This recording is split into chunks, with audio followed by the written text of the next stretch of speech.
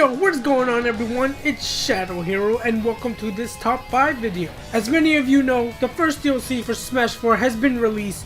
Mewtwo makes his way back from Melee and is incredibly fun in this game. So glad he made it in, but no one expected any more DLC after Mewtwo. I mean, we always dreamed about more characters coming into the game, but no one expected Nintendo to take it this far.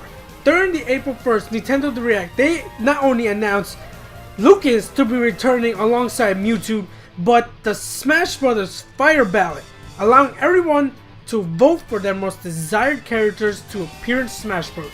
This is completely unexpected, and while there's no guarantee that Nintendo will fulfill even the most popular characters out of this poll, it does give us some glimmer of hope for our favorite contenders to join the cast.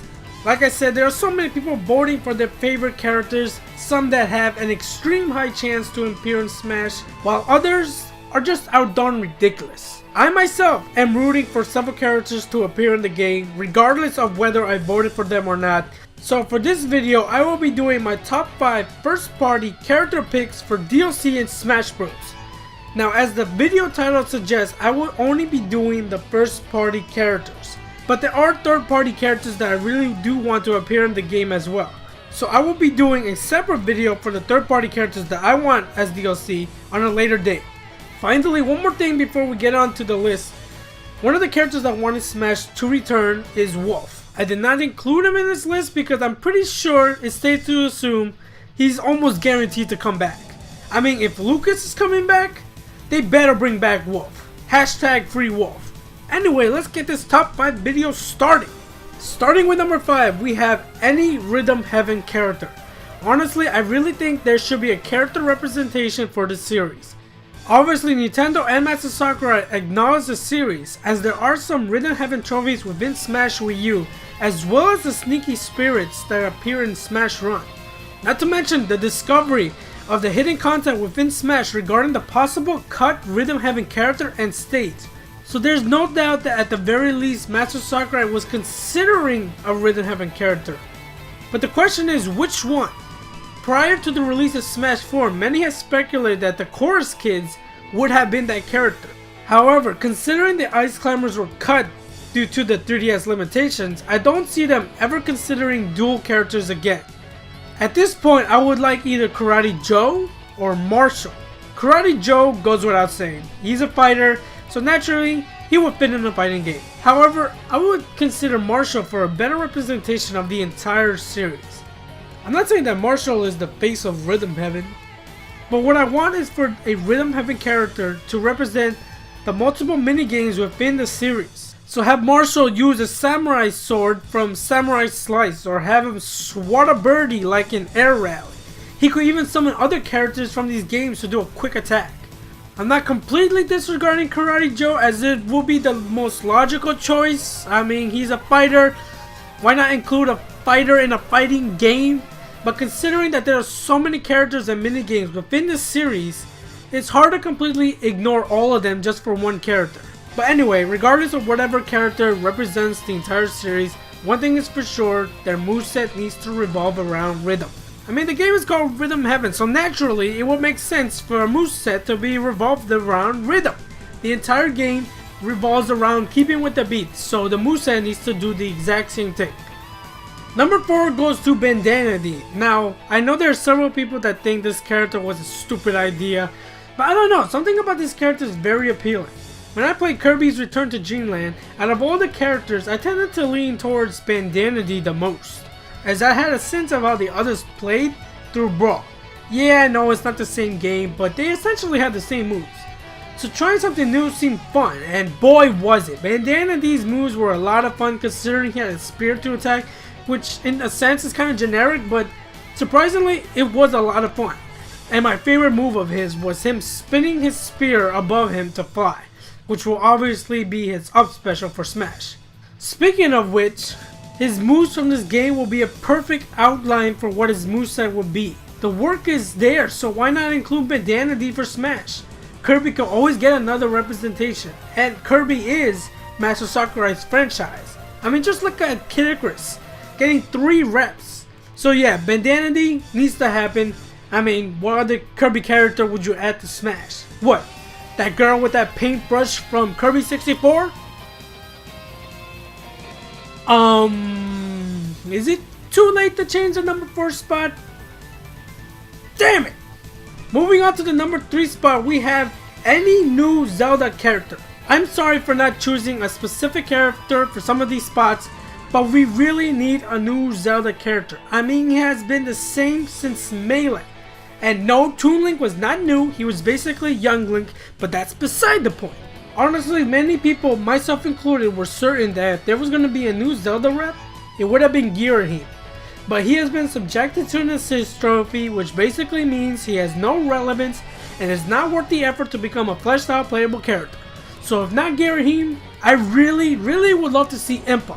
And it has to be her iteration from Hyrule Warriors, not her crappy design from Ocarina or Skyward Sword.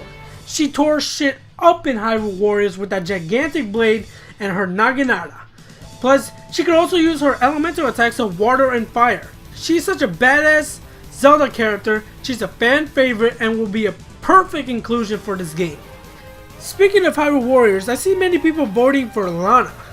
Not gonna lie, she would actually be an interesting character if they incorporated her summoning attacks from that game, but other than that, I can't really see the appeal to Lana. I mean, when comparing Lana to Impa, Impa vastly outclasses her in every possible way. You can't deny that.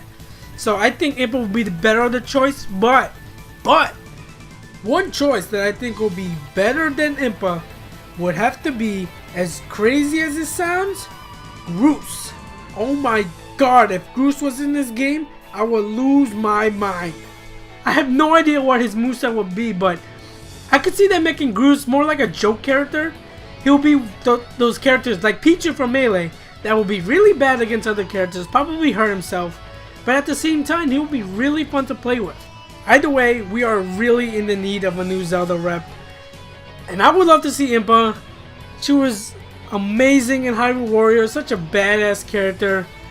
But I don't know, Groose is looking pretty good. I mean, he will be hilarious and I would love to see him in this game.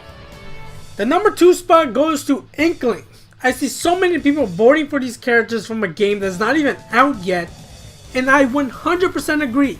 I mean, just look at their design. It's perfect for Smash.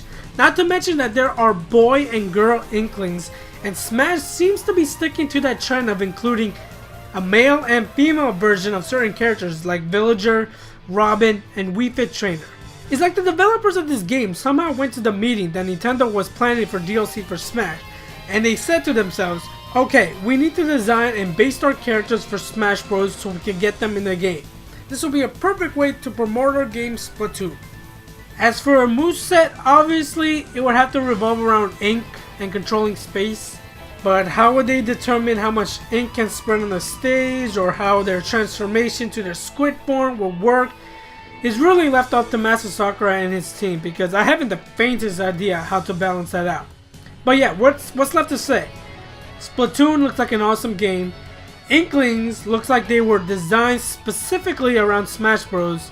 And their moveset will really make them a unique character, so why not include them in the game? Now before we get on to my number 1 pick, I have one honorable mention, and that goes to my waifu from Awakening, Tharia. I would love to see my girl appear in Smash Bros. I mean, look at her. How could you not want to see that body just wrecking the stage? Unfortunately, that's exactly why she is not going to be in this game. For some of you that don't know, there was actually a trophy for Tharia in the 3DS version of the game, but it was removed because the game would have had to have gotten a T rating, which still doesn't make sense to me. I mean, what's the problem with that? What, because it's Nintendo and Nintendo's all about family-friendly fun filled with sunshine and rainbows? Even though this game is basically Nintendo's beloved characters beating the crap out of each other. I don't know, whatever. Tharia will make me so happy, but it won't happen, and we really don't need another Fire Emblem rep. Roy! But you know what we do need? We need, for my number 1 most wanted first party character to appear in Smash as DLC is Dixie Kong. We, without a doubt, need a new Donkey Kong rep. If Fire Emblem could get 4 reps, DK needs at least 1 more. I mean, it's crazy to think that one of Nintendo's most iconic franchise only has 2 reps, and Fire Emblem has 4. Granted, Fire Emblem has pretty much blown up in popularity since Melee, but that's beside the point. We are in the need of a new DK rep, and I think the perfect choice will be Dixie. Not to mention that Dixie was planned to appear in Brawl as a playable character, so Master Sakurai had some desire to get her in the game. Now there are some that say King K. Rool will be a better choice than Dixie. There is some truth to that. Smash Bros is lacking in not only DK reps, but in heavyweights and in villains. Oh my god, we have no villains in this game. King K. Rool will satisfy more than one category that Smash 4 desperately needs. But I really do want Dixie Kong over King K. Rool. What I can see them doing is to include both characters, is do what they did with Greninja in Robin's reveal trailer. At the beginning of the trailer, introduce Dixie Kong first. Show us some of her moveset, show some CGI crap with Dixie Kong and the other characters. Then have King K. Rool just jump in, show gameplay of him, show off his moves, then combine his gameplay footage with some of Dixie's. Then have those 2 characters duke it out with Donkey Kong and Diddy Kong. Then have them fight against all the other cast of the characters. And then there you go, you got the entire trailer. You reveal 2 characters in one, just like how they revealed Lucina and Robin and Charizard and Greninja. So I really see that happening. It's the best way to do that. If they were going to include 2 DK reps, that would be the best of all worlds, to get those 2 characters in this game. But I can't really see them including 2 DK reps to DLC. It's just really hard to see that happening. But there's one thing I want to bring up regarding Dixie. Many people think that she will just be Diddy trashed here.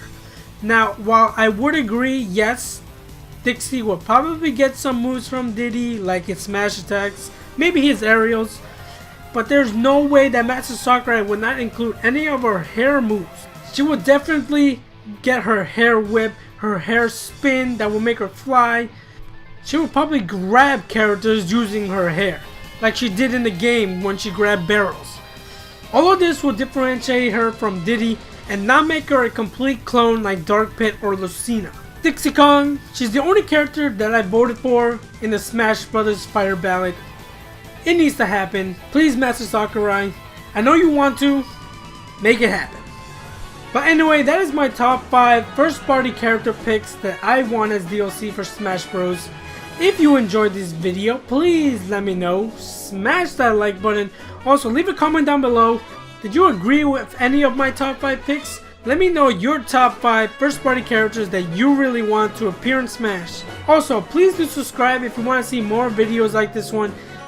As I said earlier, I will be doing another top 5 video. This time, only doing the third party characters that I want as DLC.